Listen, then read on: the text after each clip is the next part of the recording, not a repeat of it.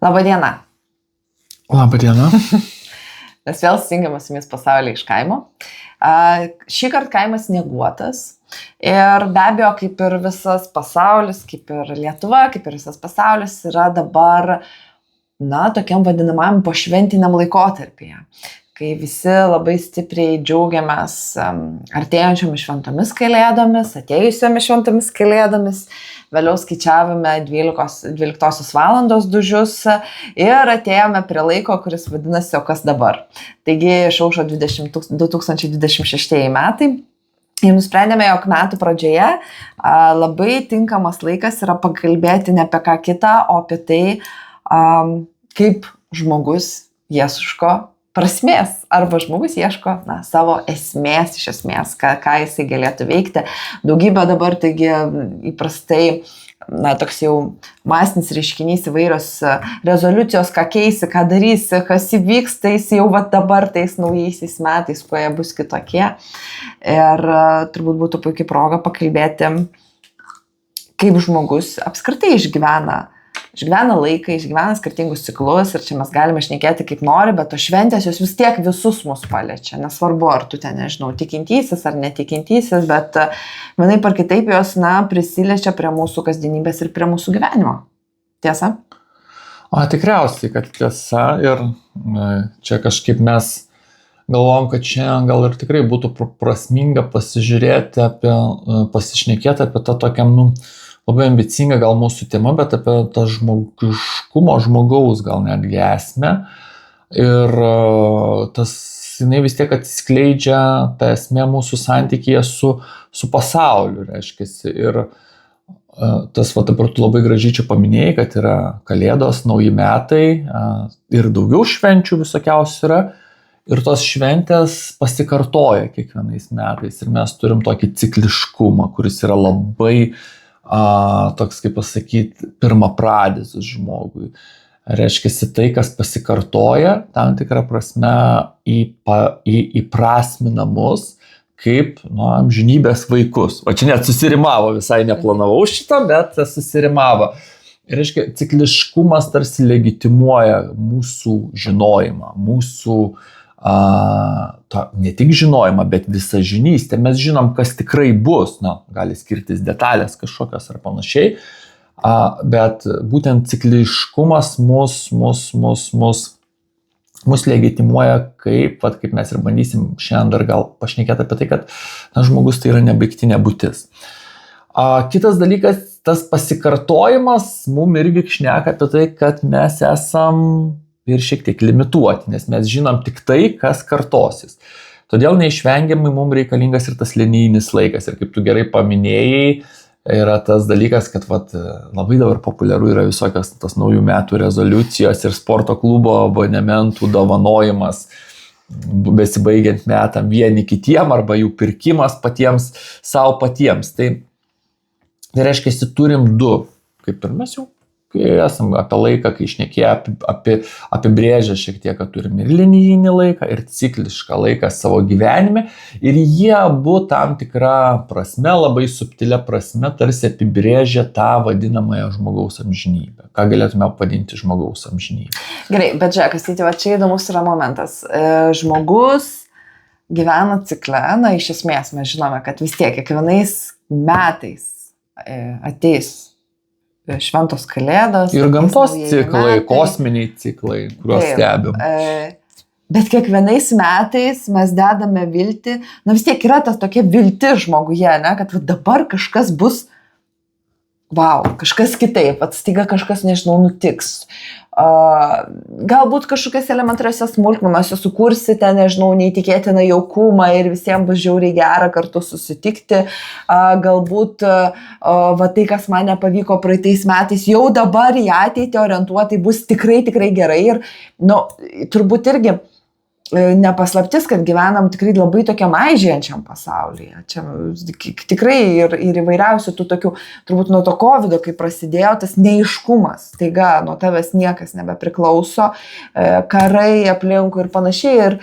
Ir tada tos vilties žmogui ateities daug daugiau, dar labiau tarsi reikia.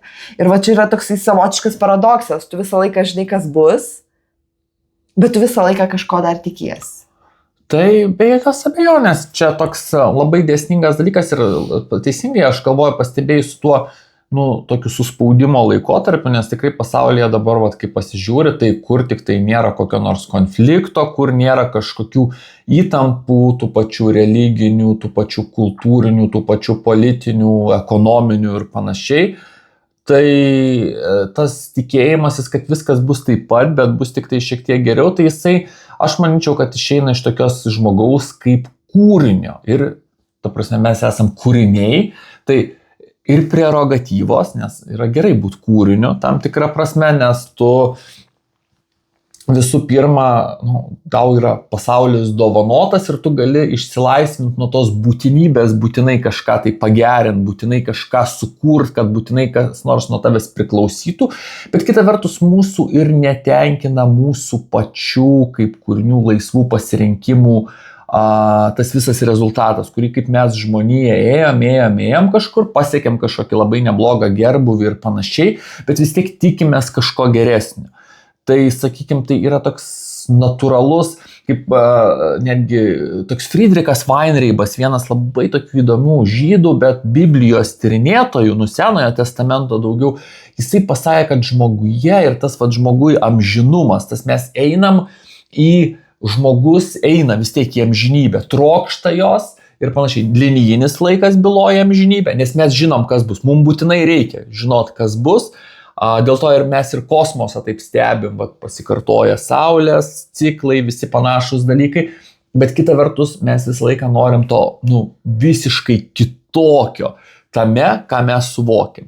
Tai Friedrichas Weinreibas labai įdomiai šnekėjo apie tai, kad visą laiką vyksta tokia tarsi žmonijoje dviejų jėgų kova tarp progreso, kur mes norim, kad, sakykime, netgi atmest tai, kas mes nesam, tai, kas buvo, tai, kas esam, vardan kažko geresnio. Ir visą laiką yra regreso jėga.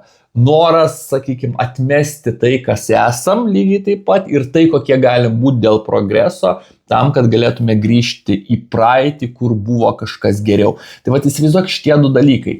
Cikliškumas, kas kartojasi, ką žinom, ir ateitis, kuri bus geresnė, arba praeitis, kuri buvo geresnė. Įsivaizduok, Friedrichas Weinreibas sako, tai kai žydai išėjo iš dykumos, iš Egipto į dykumą, tai buvo geriau negu yra dabar, nes Dievas tada praktiškai tiesiogiai šnekėjo su žmogum, o dabar, kaip ir nešneka, ne? Tai bet ateityje irgi slepiasi ta galimybė, kad, pavyzdžiui, apie žydus, jeigu šnekant, kad ateis Mesijas, ne? Pas mus Mesijas atėjo, pas žydus dar turi tik ateiti. Tai supranti, tos dvi jėgos. Ir ką tai rodo, kad žmogus yra orientuotas į amžinybę, šitų dviejų dalykų balansas, nes viena vertus tiek praeitis mums yra nepažini, mes apie ją tik tai žinom iš kažkieno pasakojimų, tikim, tiek ateitis mums yra nepažini, mes irgi iš tos pačios praeities daug sprendžiame apie ateitį. Reiškia, žmogus yra čia ir dabar, bet jisai, toks kaip kūrinys, toks kaip jo esmė, jisai įsiplečia į ten, kur jo nėra. Ir tai tam tikrą prasme sukelia mums didelių problemų, bet tai yra labai subtilu ir tai yra netgi dieviška šiek tiek. Bet aš manau, kad tai labai ateina net ir labai praktinius dalykus. Iš tikrųjų, tai, ką tu sakai, ta prasme, tai yra, aišku, daugiau toksai sąmonės būties dalykas, bet iš esmės tas polinkis romantizuoti praeitį dėl to, kad tu žinai vienaip ar kitaip, kas jau įvyko. Kai kurios, aš kalbu apie tokius, smulkius ir labai labai aiškius, labai apibrėžtus dalykus. Ir tą mes gal netgi matome, man atrodo, dabartinėse įvairiausiose socialinių tinklų tendencijose, kada grįžtama, nežinau, gyventi į senolių, tokias suprantos praeities, ją gali tik susimuliuoti. Tu pargrįši, trobą, muši tą sviestą, bet tai vis tiek yra simulacija, nes tu galų galia, jeigu tau tai nepavyks, tu nueisi į parduotuvę ir nusipirksi. Bet ta tendencija, kad reikėtų, išmėginti praeitį, kuri buvo tikra. Nes ateitis yra neužtikrinta, o dabartis mūsų netenkina. Tai čia visiškai tas pats, nes iš tikrųjų mes nieko nežinom apie praeitį, kaip... Apie praeitį? Taip, būtent tą ir turėjau galvoj, nesuklydau šį kartą, mes nieko nežinom, mes tiek pat žinom apie praeitį, kiek mes žinom apie ateitį iš tikrųjų, nes taip yra kažkokie dalykai, kuriais mes tikim dėl to, kad kiti žmonės mums paliko ir jinai yra reali arba ne visai reali, bet mes negalim pasakyti, kad va tada buvo geriau arba blogiau, nes mūsų paprasčiausiai ten nėra. Iš tikrųjų, bet tai, kad mes manom, kad žinom, kokia yra ateitis, bus ateitis, kokią mes ją sukursim arba kokia buvo praeitis, tai va tą ir aš labai noriu akcentuoti šitoj laidoj, kad tas žmogaus sąmonės išsiplėtimas arba gal net sielos išsiplėtimas į ten, kur paties žmogaus nėra kaip tokio, tai va tai pridaro mums problemų jau kartojasi, bet tai yra labai gražus dalykas, parodo mūsų potencialą. Gerai, provokatyvus klausimas tebūnė tai mum abiem, ar mes tikrai bekuriam ateitį? Ar mes nėra taip, kad tenkiname savirealizaciją dabartyje ir nebesvarstome kelio į ateitį ir to pačiu į amžinybę? Tai amžinybė, aš manau, kad čia net ne visai nuo mūsų priklauso į amžinybę, į pačią amžinybės realybę, kuri yra pas Dievą, tai čia nėra tas, kad priklausytų nuo mūsų. Mes šitam pasauliu turim pakankamai didelę galią iš tikrųjų ir ne tik tai, ir tikriausiai reiktų suprasti to, kad mūsų galia pasireiškia ne tuo, ką mes, sakykime, darysim intencionaliai, kad štai aš dabar kursiu geresnį ateitį. Kaip komunistai bandė sukurti komunizmą, statyti ten ar panašiai, ar ten, sakykime, dabar mes irgi Europos Sąjungoje kūrėm vienokią ar kitokią ateitį, jau nebesuprantam kokią, nes ir dėl to apsiribojam ten, sakykime, kad ten kamštelis būtų prisitvirtinęs prie butelio ir kai kurie šitų dalykų veikia, kai kurie visiškai priešingai tikriausiai veikia, bet kaip Heideggeris sakė, tik tai, kas turi ateitį, gali kurti istoriją. Reiškia, tai visų pirma, žmogus yra orientuotas į ateitį ir dėl to jisai gali kurti istoriją. Čia aš vėlgi nesumaišiau, tai sakykime, bet tas ateities kūrimas yra turint istoriją irgi kaip tokią, jisai labai nuo daug dalykų priklauso ir aš manau, kad mes vis tiek čia niekaip nepabėgsim nuo to, kad bet kuri kultūra, kuri kūrė savo ateitį vienokią ar kitokią, labiau tvarę ar mažiau tvarę, bet bent jau ją užtikrintai turėjo, jinai buvo mistinė arba metafizinė kultūra. Reiškia, jos egzistencija buvo grįsta ne tik pačiu žmogum. Nes dabar, matai, kaip aš sakau, mes čia taip sakom, žmogus, mes esam čia ir dabar, mes net nesuvokiam to buvimo čia ir dabar. Mūsų sąmonė yra kažkur praeity, kažkur ateity, kažkur ten, kur mūsų nėra. Ir kad mes galėtume šitos dalykus koherentiškai sujungti ir, sakykime, iš tikrųjų patirti tą žmogišką amžinumą, mums reikalingas kažkoksai mandatas iš dangaus. Kaip pasakytų kinai. Ir ateities, žinai, mes turim kaip bebūtų, bet labai tokį ribotą laiką. Tiesiog labai siaurai ribotą. Yra atėjęs iš fizikos terminas, labai žinomas, sakykime, tų futurologų, kurie sako, kas bus, technologijos, kaip vystysis, kaip socialinė struktūra vystysis. Tai vis tiek yra įvykių horizonto terminas, kur mes jau nebegalim išprognozuoti ateities, nes jinai bus tiek pasikeitusi, kad mes jau nebegalim įsivaizduoti, kiek jinai bus pasikeitusi. Tai čia tas žmogiškas limitas, bet aš ne visai su tuo sutinku, nes aš labai abejoju, kad kažkada istorija, kad mes labai daug pasiekėm mokslė ir tuose visuose gerbūvio dalykuose, bet nemanau, kad mes esam kažkoks ateities horizontas kokiam nors, pavyzdžiui, viduramžių žmogui. Taip, mes galim greit judėti, mes galim greitai susisiekti, bet mes kaip žmonės nepasikeitėm, nepagerėjom, nei pablogėjom. Nes žmogus yra žmogus. Ar žmogus yra amžinas? Jo. Kaip kūnas, siela ir dvasia, tai taip. Kodėl? Ne, tai yra, sakau, dalykai, kurie nuo mūsų priklauso, pasaulį mes galim tvarkyti, yra dalykai, kurie nuo mūsų nepriklauso. Ir žmogus, jisai orientuotas apskritai į amžinumą kaip tokį. Žmogus nėra baigtinis. Žmogui reikalingi tokie dalykai savęs įprasminimui, kurie apskritai jam kaip biologiniam žmogui nėra būtini. Jeigu mes pasižiūrėtume į kokį nors gyvūną, sakykime, tai gyvūnas paprasčiausiai vadovaudamasis instinktais jis nekuria kažko tai aplink save, neformuoja dalykų, kurie jam nereikalingi, bet jis daro išimtinai tai, kas būdinga jo egzistencijai. O mes kartais darom tos nebūtinus dalykus, kurie paskui netgi matom, kad ima trukdyti mūsų egzistencijai. Tai vat gal čia būtų galima prisiminti ir, sakykim, daug kas sako, kad vat perspektyva, ne? Perspektyva kaip meno vaizdavimo rūšis atsiranda renesanse, nes iki renesanso žmonės nemokėjo vaizduoti perspektyvos, o viską paveiksluose vaizduodavo plokštumoje, ten didesnis, mažesnis. Bet jeigu mes paimtume tokį pavyzdį kaip kromaniečių menas vadinamasis, reiškia tas piešimas ant uolų, ir tą meno yra, sakykime, jis pradeda formuotis 60 000 metų prieš Kristų, ir ten yra tokių pavyzdžių, kaip tie senovės žmonės, medžiotojai, rankiotojai, kaip jie išnaudodami dar netgi tos olos nelygumus, kaip jie piešia polichromiškai, kaip jie valdo perspektyvą per tą visą šviesotamsą, nelygumus tos pačios olienos, ant kurios piešia. Tai yra tarsi pats ankstyviausias renesansas. Ar mes dabar galėtume sakyti, kad kalbėdami apie tos žmonės, kurie gyveno dabartinės pietų Prancūzijos ar Ispanijos teritorijoje, ar jiem kažkaip tas piešimas, ar jie asocijavo piešimą su kažkokia tokia meninė veikla, iš kurios irgi gali, pavyzdžiui, pragyventi, ne kaip šiais laikais, dabar kultūriniai visokie protestai labai pas mus yra, kad, sakykime, kad tas kultūros laukas būtų labiau matomas tikriausiai, kad ten atstovauja, kartais net nežinau, dėl ko žmonės dabar, nes kažkaip mes kaip Lietuvoje čia toks visiškas nukrypimas, bet niekas neprotestuodavo, tai išskyrus žemdirbius, o dabar staiga visi pradėjo protestuoti. Tai, gal ir gerai, bet aš turėjau omeny žmonės, tas kromaniečių menas, jisai buvo ne dėl to, kad aš kursiu meną kaip kažkokią tai saviraiškos formą, kad aš gausiu kažkokios naudos ar kažką, bet tai buvo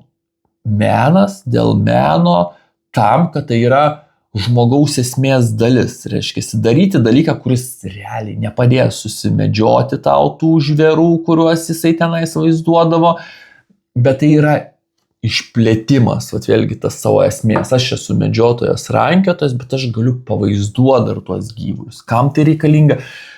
Kad išliktų žmogus visiškai niekam, bet tai yra parodimas, kad žmogus yra visiškai nebaigtinis dalykas. Tai nesu tik tai, ką darau, tai nesu tik tai, apie ką šneku, bet ir apie tai, ką galiu pagalvoti. O pagalvoti ar padaryti kažką atrodytų visiškai nereikalingo, jeigu taip jau žiūrėtų utilitariniu požiūriu.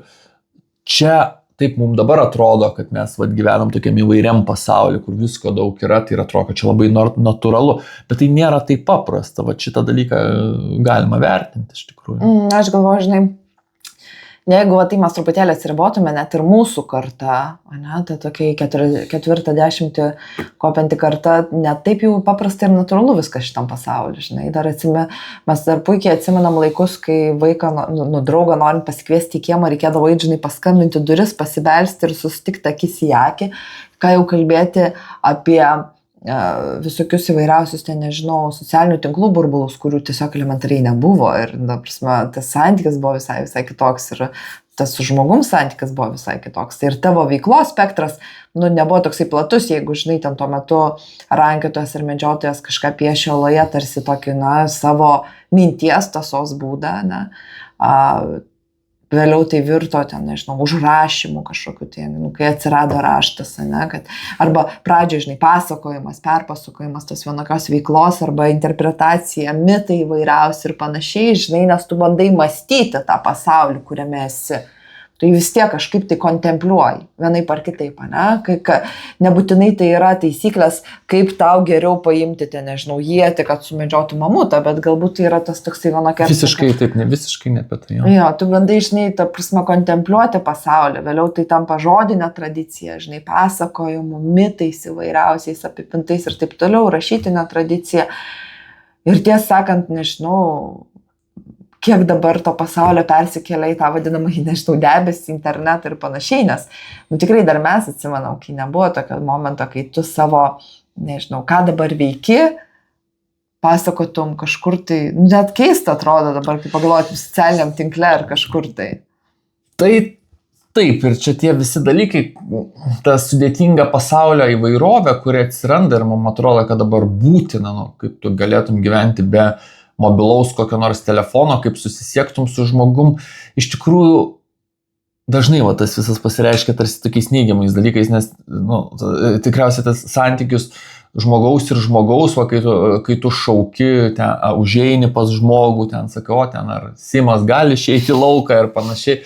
Jis tikriausiai yra žmogui geresnis negu tas susirašymas per ten įvairiausius socialinius tinklus, bet čia vėlgi mes galim tai žiūrėti kaip į visuomenę socialinę kritiką kažkokio, štai mes susvetimėjom ir panašiai. Ir tame būtų tiesos, bet mes gal to socialinę kritiką mažiau užsiimam šitose laidelėse, nors kartais tai prasiveržia labai netikėtai ir su tokiu atrodytų, kad mes čia viskuo piktinamės. Nors piktintis gal ir yra kuo, iš tikrųjų, gal ir padarysim po tokio rento laidą kada nors.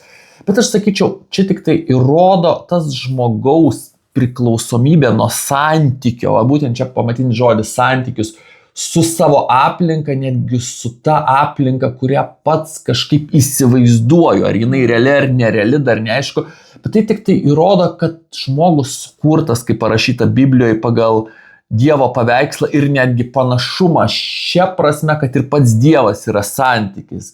Dievas tėvas, Dievas sūnus, Dievas šventoji dvasia, nes Dievas yra santykis ta prasme, kad jisai, save dovanojantis, tėvas save visiškai atiduodantis sūnui, o sūnus viską gebantis priimti ir tas ryšys tarp jų irgi yra asmuo, nes pats ryšys yra toks svarbus, toks išsamus, toks pilnas, kad jis irgi yra asmuo. Tai žmogus irgi veikia panašiai, mūsų kūnas su siela turi įdomų santykį, dėl to ir atsiranda tie visi nereikalingi dalykai, bet žmogus, kai kartais priartėja prie Dievo arba nutolsta prie Dievo, gal šitos temos nelieskim, bet labai įdomus tas dalykas. Dabar mes kalbėjom 60 000 metų iki 10 000 metų prieš Kristų apie tuos kromaniečių meną, piešimą ant uolų, kuris labai gražus, labai kokybiškas ir jisai pradeda rodyti žmogaus požiūrį į pasaulį. Reiškia, kaip aš žiūriu į pasaulį. Taip, mano pasaulis yra tas įsivaizduojamas ant uolos dvimatis. Jis yra labai panašus į tai, ką aš gyvenu, kad aš medžioju tuos gyvulius, kokia yra mano kasdienybė. Bet jis jau yra perkeltas į abstrakčią erdvę. Kūnas mūsų yra konkretus atomai, bet mūsų siela jau yra abstraktesnė, jinai amžinesnė, kaip ir sakiau, gali būti praeity, gali būti ateityje, Švento Augustino raštai tai patvirtina. Ir tada kas gaunasi, pažiūrėkim, vėl grįžkim, atsimeni, aš tau labai čia pasakoju apie savo tą daug kur naudoju, čia Talhujuko vietovę, 9000 metų prieš Kristų, ne? Tai mes pro Kromaniečių einam iš Prancūzijos, Ispanijos, keliamės į Turkijos dabartinės teritoriją ir kur žmonės pirmą kartą pradeda gyventi sėsliai, pastato Šatalhujuko miestą, ne todėl, kad sėsliai gyventi jiem apsimokėtų, nes jie buvo medžiotojai rankiotojai, klajokliai, klajodavo paskui gyvulius. Jie apsigyvena sėsliai, nes jie labai panašiai suvokia pasaulį.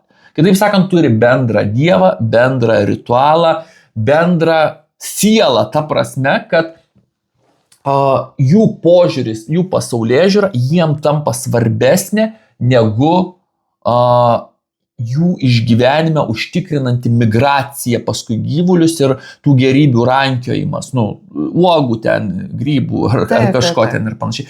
Bet kas atsitinka, nes šitą mes jau aptarėm ir čia dabar galbūt mūsų klausytojai, jeigu tokių yra pastovesnių, galvos, kad kodėl jie čia kartojasi, bet mes visiškai nesikartojam.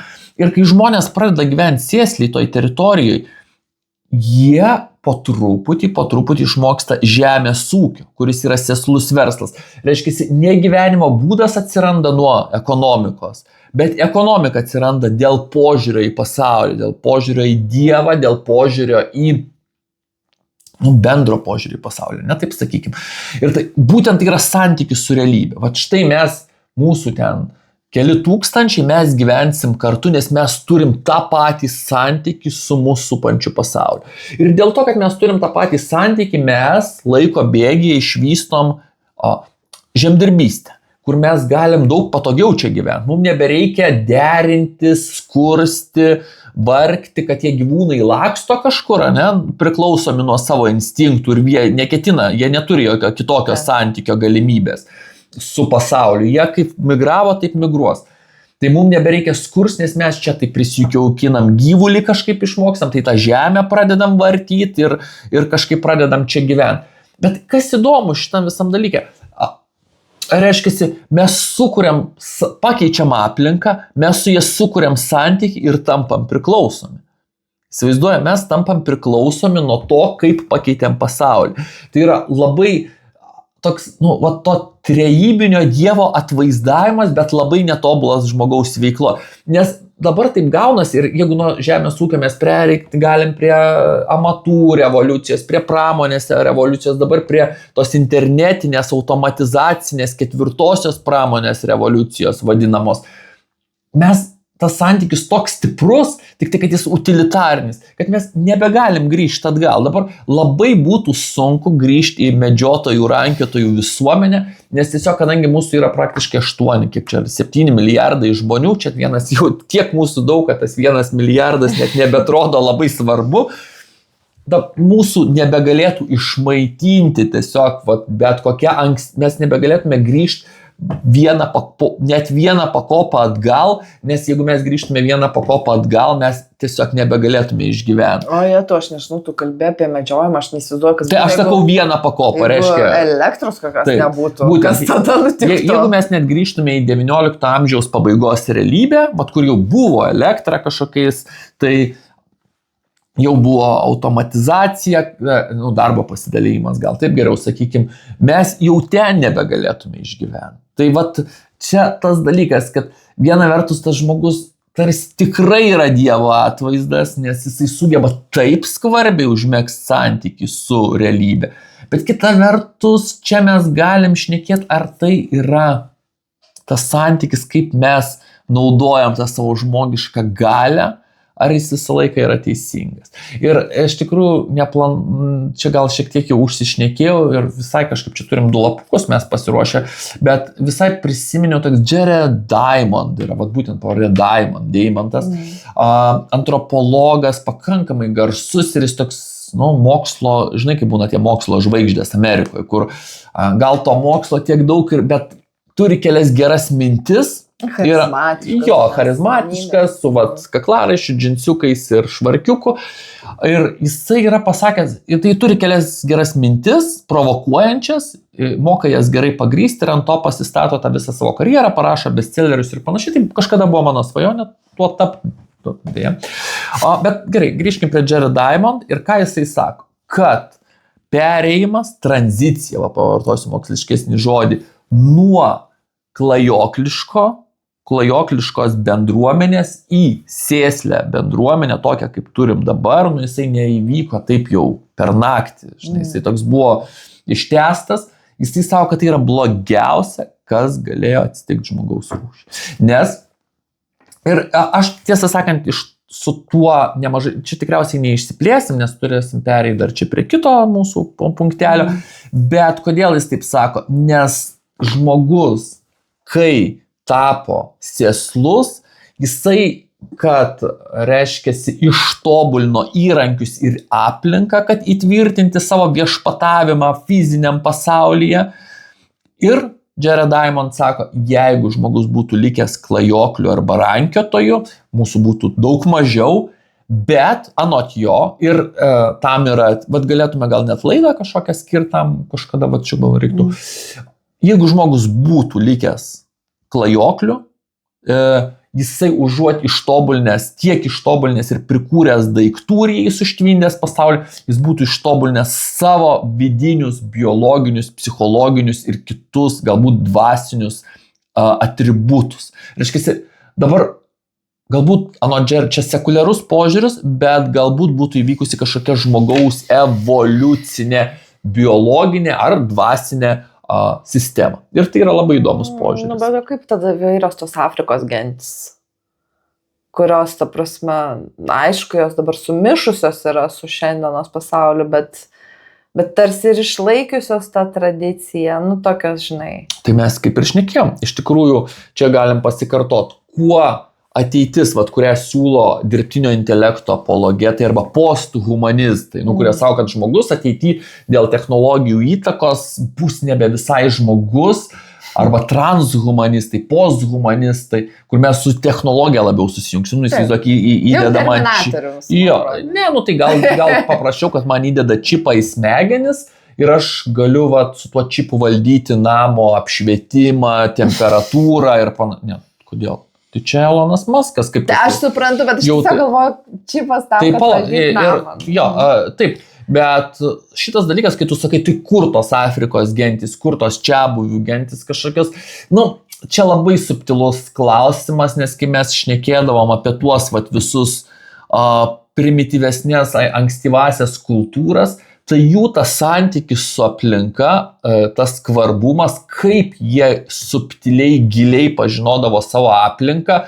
jisai neprieinamas jokiam dabartiniam mokslui. Tai taip tie žmonės, jie yra civilizacinių požiūrių daug silpnesni ir mes labai sėkmingai daug ten tų genčių visokiausių sunaikinam, nes sunaikinam ne tai, kad fiziškai primesdami savo kultūrą, bet jiem netgi pats susitikimas su civilizacija sugriauna jų pasaulį. Nu, čia vėlgi antropologinė tema, mes šiek tiek jau nukrypstam nuo viso to, bet santykis su aplinka, kad aplinka tampa tarsi žmogaus kūno dalim, tokia tasa, mes šito kol kas neturim, o antropologai savo, kad žmonės šitą dalyką turėjo. Tai čia, subtilus klausimas, ar čia tikrai, jeigu mes kažko nematom, o mes matom, kad mūsų ten naikintuvai gali skraidyti, ar raketos gali kilti į kosmosą, tai nereiškia, kad čia jau tikrai ta didesnė pažanga. Iš vienos pusės nereiškia, iš kitos pusės, vis tiek žmogus turi kažkokį judėjimą kryptį į priekį pasirinkti, negali tiesiog tai būtų labai kažkaip galvoju, net labai nežmogiška atsisėsti ir laukti, kaip ta, žinai, gentis, kur nešiodavosi tą stalą. Atšilpo. Ja, tai... ir, žinai, tiesiog atsisėsti ir laukti pasaulio pabaigos. Kažkaip žmogus vis tiek yra veikli būtybė vienaip ar kitaip. Tik tai, kad tas veiklumas, jisai kaip gali būti nukreiptas, kaip ir Jaredas Diamondas sako, tiesiog arba į savo vidaus tą tobulėjimą, netgi biologinę, dvasinę ir visą kitą pusę, arba į išorinių daiktų kūrimą. Tai čia, toks pasirinkimas ir viso šito dalykas yra tas, kad globaliu mastu visgi žmogus į civilizacinius dalykus ir jeigu ispanai nuplaukė į naująjį pasaulį, tai ten nerado, kaip pasakyti, tų žmonių klajoklių, kurie eitų tą kitą kryptim, bet rado civilizacijas, kurios ten jau buvo įsivyravusios, jos buvo kitokios negu vakarietiškos, bet jau buvo civilizuotas gyvenimo būdas, kuris tobulino daiktus, o ne žmogų. Gerai, grįžkime prie to, nuo ko pradėjome, žmogaus esmės paieškos.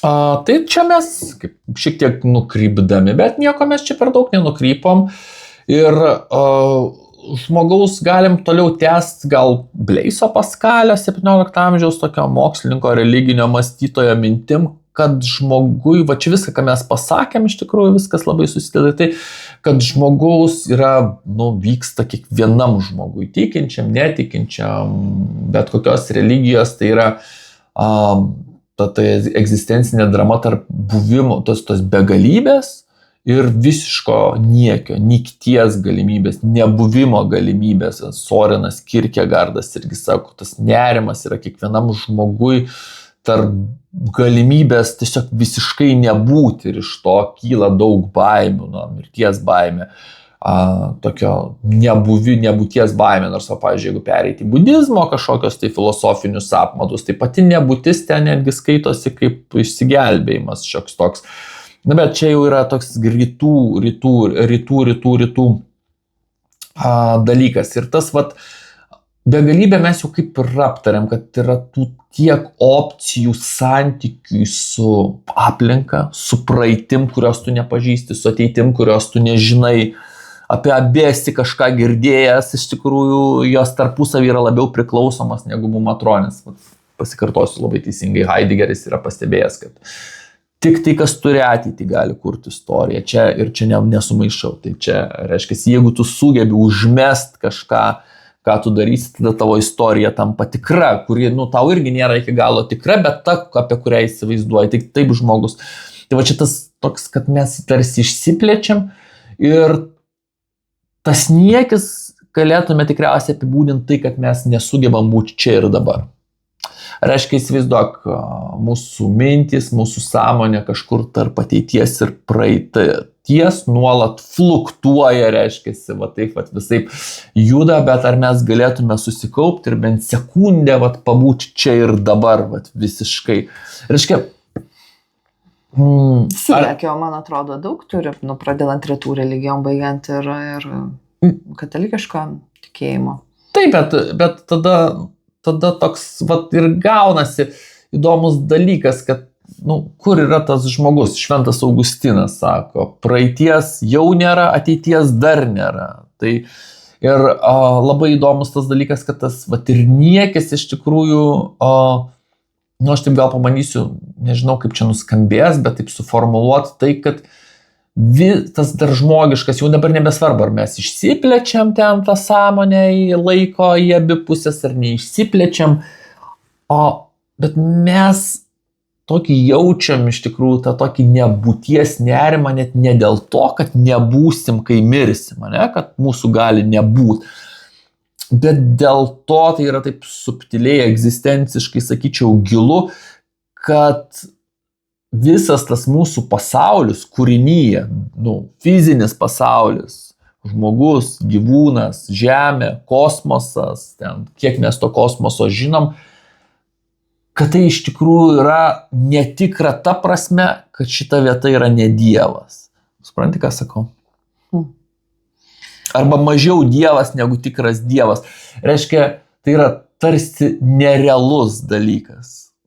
Ar man patinka žydų ten įvairiausių yra tų mokyklų, bet jie irgi turi tą cimcum tokį žodį, kuris sako, kad viskas absoliučiai yra Dievas ir jie turi tokį vaizdavimą, kad tik tai mažas tas Dievas padarė tokį apsiribojimą. Reiškia, tas mažas spindulėlis yra visa ta kūrinyje, mums neapriepiamas kosmosas. Tai yra ta vieta, kur Dievo tam nereiškia, kad visiškai, bet tam tikra prasme nėra. Tarsi vienintelis dalykas visą mūsų kūrinyje, kas būtų nerealu, reiškia. Bet čia yra tokia mitologija. Ir iš tikrųjų žmogus mes, kadangi dėl nieko nesam užtikrinti, dėl savo buvimo čia ir dabargi, jeigu fizikos dėsniais remtis, aš žiūriu į tave ir atrodo, kad matau tave dabar, bet aš iš tikrųjų žiūriu į šiek tiek praeitį, nes šviesai atkeliauti nuo tavęs iki manęs labai mažas laiko tarpas, mes jo nepajaučiam, bet aš žiūriu į tave jau praeityje iš tikrųjų. Tai netgi taip, jeigu pasirėmus mokslo, tai nematau tavęs, kaip tu iš tikrųjų atrodai dabar. Tai yra šiek tiek keista ir tai, žmonės dažniausiai apie tai nesusimano, apie šviesos greičio ten ir visus dalykus, kaip jie tikrai veikia mūsų gyvenime, bet, sakykime, manau, kad yra tas nerimas egzistencinis, kad mes viena vertus esam pašaukti begalybei, mes statom monumentus, mes galim pagalvoti, kaip Šventas Anzelmas sakė, Dievas yra tai, apie ką, kaip jis ten suformulavo, kad Dievas yra daugiausiai, apie ką galima pagalvoti, bet tai realiai įtraukia visiškai viską, mes apie bet ką, jeigu galim pagalvoti apie Dievą, tai mes galim apie visišką begalinę būtį pagalvoti, nesuvokti, nesuprasti ten viską, bet pagalvoti. Juolab, kad ir iš religijos mums daug dalykų yra apreikšta, kaip viskas veikia ir panašiai. Tai ne tik pagalvoti, bet mums buvo ir apreikšta ir mes tos dalykus tai mes tarsi begaliniai, bet kita vertus to tikrumo visą laiką kaip ir nėra. Yeah. Ar tu nesutinki, kad nėra tikrumo?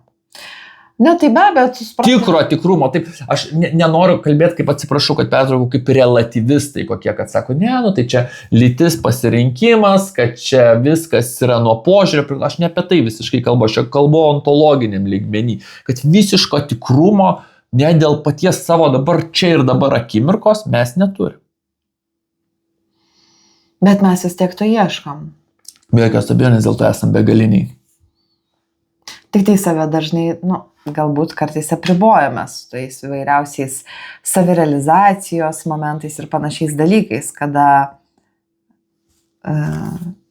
įsivaizduojame, jo galime rasti čia ir dabar laimę. Už tai duodame rezoliucijas naujiem metam, už tai pažadame sportuoti, už tai pažadame kažką daryti, nes taip taip galėsime sukurti laimingą save.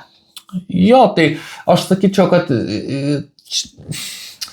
labai tas, aš nežinau, kaip čia tai vertinti ir tikriausiai geriausiai būtų remianti šventų raštu, tai tarsi ta pirmoji nuodėmė, ne, tas pavalgymas nuo pažinimo medžio, šėtonas sugundo, reiškia, žmogų, ne, kad tu viską žinosi, kad, reiškia, žinosi gerą ir blogą ir iš principo jau, kai mes šnekam apie Čatal Hujuko, ne, tą visą žemdirbystės sukūrimą, tai mes kiekvienos civilizacijos, taip pat jeigu žiūrėti ontologiškai priešaušryje, galim matyti tą tokį pasirinkimą suvalgyti nuo pažinimo medžio. Mes nesau, kad čia dėl to reikia, čia vis tiek, jeigu grįžti prie mūsų katalikiško tikėjimo ir panašiai, ateina Jėzus į žemę, yra krikštas, yra sakramentai ir yra visą laiką alternatyva, bet jeigu mes taip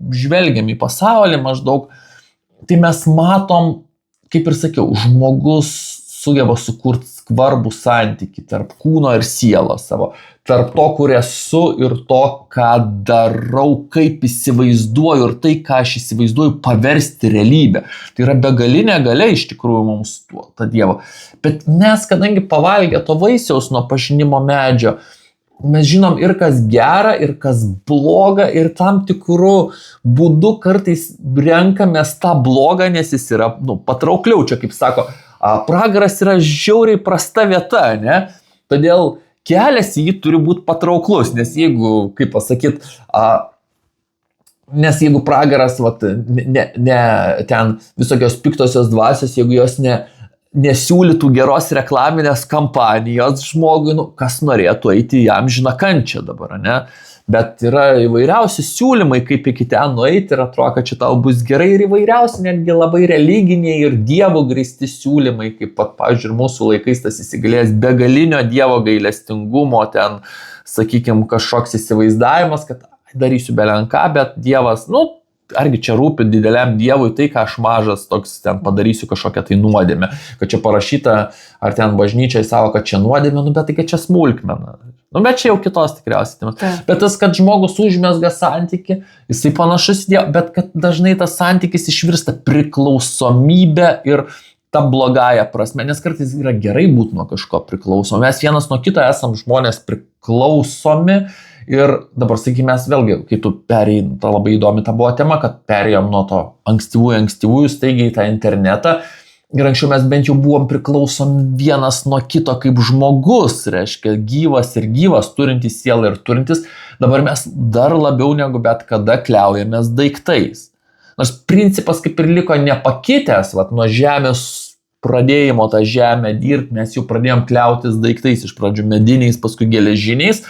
Jie mums buvo būtini, bet svarbus buvo žmogus. Dabar mes labai perėjom prie daiktų, tai tas, prie negyvo apskritai to remimosi tuo negyvų tokių dalykų, bet tai nebūtinai kažką keičia iš esmės. Nes net ir iš to negyvo dalyko dažniausiai vis tiek turi būti žmogus vienaip ar kitaip, kaip bebūtų. Tai dabar truputėlį galbūt jau artėjant link pabaigos, tas 2026 metais išgyvenus dar vieną ciklo pokytį, net ne pokytį, dar vieną ciklo ratą. Pasikartojimą. Kuris irgi leidžia mums pasijaus, kad tikrai galim kažką numatyti. Kad ir mirsiu, ar neaišku, ar tikrai sulauksiu kitų metų ten rudens, nes šito nežinom, bet kad jisai tikriausiai bus, nes tai predestinuota paties kosmoso veiklose, tai jis vis tiek bus. Šitą galiu žinoti. Net jeigu manęs ten nebus, aš jau šitą žinau, kad bus tas ciklas. Oras koks tiksliai bus sunku pasakyti, bet kad bendriniai reiškiniai nebus pakitę labai stipriai, nors visata bus kažkiek išsiplėtus dar labiau negu dabar ir būsim dar arčiau savo entropijos ir visiško fizinio pasaulio išnykimo, bet aš galiu prognozuoti, kad ruduo bent jau bus kitas ir žiema kita bus po metų. Tai apie viltį. Turbūt reikėtų baigti kažką tai tokio, man atrodo, vis tiek viltingo. Ta žmogaus esmė, jinai vis tiek yra orientuota į begalybę. Ir žmogus, kaip bebūtų, kiekvienas, yra, čia dažnai mes kartojamės, vis tiek nukrypsam ir į katalikiškos temas, tai vis tiek, kaip bebūtų, vienas iš didžiausių įstatymų, mylėk savo artimą. Tai taip, ir sakyčiau, mylėk savo artimą, mylėk Dievą, ir yra labai įdomus visgi vėlgi tas santykis, kurį mes mesgam, netgi su kūrinyje, reiškia, kokios yra tame intencijos, nes labai galima sakyti taip, kad kur yra žmogaus vieta, kaip čia dabar įsireikšti, realybėje, ne? Tai viena vertus jau mes šnekėjom, kad mes esam tarp viena vertus mes kalbam kad esam vos ne begaliniai ir iš karto sakom, kad mūsų tarsi net ir nėra, jeigu taip pasižiūrėt, kad mes esam ta vieta, kur Dievas yra mažiau negu šiaip Dievas yra, ne? Bet kadangi mes remiamės Dievu ir labai esame jį, ne tik tai, kad panašus kaip šį, bet bent jau remiamės tą panašių veiklos principų, koks vyksta viduje Dieve, reiškia, mes esam tuo pat metu ir begaliniai. Tai mums čia reikia apsispręsti tikriausiai šitoj vietoje, kokia mūsų intencija santykyje su realybė, kai mes kažką nusprendžiam daryti, bet tiek šventas Augustinas, tiek paskui daug vėlesnis 19 amžiaus, 20 amžiaus pradžios mąstytojas Martinas Buberis sutinka su kuo sutinka ir pati moderniausia kvantinė fizika, kad žmogus tam tikrą prasme, jau taip labai suredukuosiu, yra tas stebėtojas, kuris paverčia galimybės esančias mūsų fiziniam pasaulyje realybę. Čia irgi klausom dabar tokį podcastą amerikietišką, ne, kad kur apologetika tokia, kad dėl Dievo apskritai egzistavimo, kad labai daug tų tiek konstantų, nuo šviesos greičio iki gravitacinių visų jėgų, kurios yra konstantos, sakykime, kad jos, jeigu vos pakiktų, ten visiškai, kaip vakarą, nežinom, kad jeigu šviesos greitis būtų vos ten mums nesuvokiamų dydžių, arba didesnis, arba mažesnis, nebūtų įmanoma gyvybė Žemėje ir panašiai. Bet, reiškia, tai kažkas turėjo už mus, reiškia, sustiguoti taip, tą padaryti fine tuningą visatos, ne, kad čia būtų galima apskritai gyventi, kad tai nebūtų tiesiog kažkokia forma, kažkokia tai chaosas, o protinga gyvybė visgi egzistuotų. Bet sako, kad žmogaus stebėjimas tos realybės, jisai toks yra jisai nėra kūrentis, bet jisai yra pasirinkimas. Jeigu aš būtent stebiu tokią realybę, kokia jinai yra, todėl jinai yra tvarkinga. Jinai tampa tvarkinga, jeigu aš ją stebiu. Tai nereiškia, kad aš ją sukuriu, bet tai yra tas žmogiškas stebėjimas. Ir kaip tam žodį, nichtų nedaryti. Arba tas neveiklumas, kaip šventas Augustinas savo, kad jeigu nori taip labiau susivienyti su siela savo ir pajust amžinybę dar šitam pasauly, turi būti kaip vaikas, ne, kaip Jėzus sakė. Bet kaip tai pasiekti suaugusiam, kur mes, realybės impozicijos mus daužo, tą realybę, nes mes be daug ko nebegalim gyventi, tai sako, kad tapti vėl vaiku, kad turėti tą įsivaizdavimą, kad galėtum stebėti ir dangišką realybę. Čia tikriausiai didžiausia viltis, nes mes labai gerai, mokslas 22 metais, Nobelio premija, sako, kosmosas egzistuoja tik tai todėl, kad žmogus gali tokį dalyką stebėti. Jeigu nebūtų stebėtojo, čia reikia subtiliai suprasti, bet jeigu nebūtų stebėtojo, kosmosas jisai negalėtų egzistuoti. Ir čia kalba yra ne apie Dievą. Ir tai nėra kažkoks ateistinis dalykas, kad žmogus viso ko pamatas, bet jis tas toks mažasis reiškia įkūrėjas. Ir Jėzaus tas pasakymas, aišku, jeigu turėtumėte grūdą bent kaip garstyčios grūdelį, tikėjimą ir lieptumėte kalnų ir mestis ir taip atsitiktų jums, nes stebėjimas irgi yra subjektyvus šiek tiek dalykas, nereikia painioti su relativizmu. Tai reiškia, turėti tą tokį stebėjimo ir dangaus karalystės realybę. Čia tikriausiai yra ta didžiausia viltis. Ir kaip tu pradėjai nuo meilės įsakymų, tų pačių didžiausių įsakymų, tai kai mes stebim savo aplinką ir su juo užmezgam santykį, kuris paskui mus padaro ir priklausomus nuo to santykio, reiškia, tikriausiai čia yra svarbi ta ir intencija. Su kokia intencija mes stebim aplinką. Aš čia turbūt tau paantrinčiau, nes tie patys dykumų tėvai irgi labai sakydavo, kaip kartais atskirti tą patį dalyką. Tai turbūt svarbiausia yra, su kokia intencija jis yra daromas. Ir tai tas pats ir to žmogaus esmė, turbūt intencija kurti geresnę ateitį, intencija būti geresniais, nebūtinai gražesniais, nebūtinai labiau sukūdusiais, ar ten, nežinau, kažką ten dar daugiau padariusiais, įgyvendinusiais, perskaitysiais daugiau knygų vien tam, kad užsidėtume vienokį ar kitokį brūkšniuką, bet turbūt intencija tiesiog būti geresniais savo ir būti geresniais kitiems. Tai taip, ir dar va čia tokį, kaip pasakyti, tai taip, tai jo, dėl intencijos visiškai sutinku ir pati intencija ir stebėjimo pobūdis iš tikrųjų, kaip mūsų nuostata realybės atžvilgiu, jinai yra gelbstinti iš tikrųjų, nes jeigu jinai yra teisinga. Tai kurkime ir gelbėkime pasaulį. Iš kaimo ar iš miesto, kur bebūtume. Gražių 26 metų. Sudie.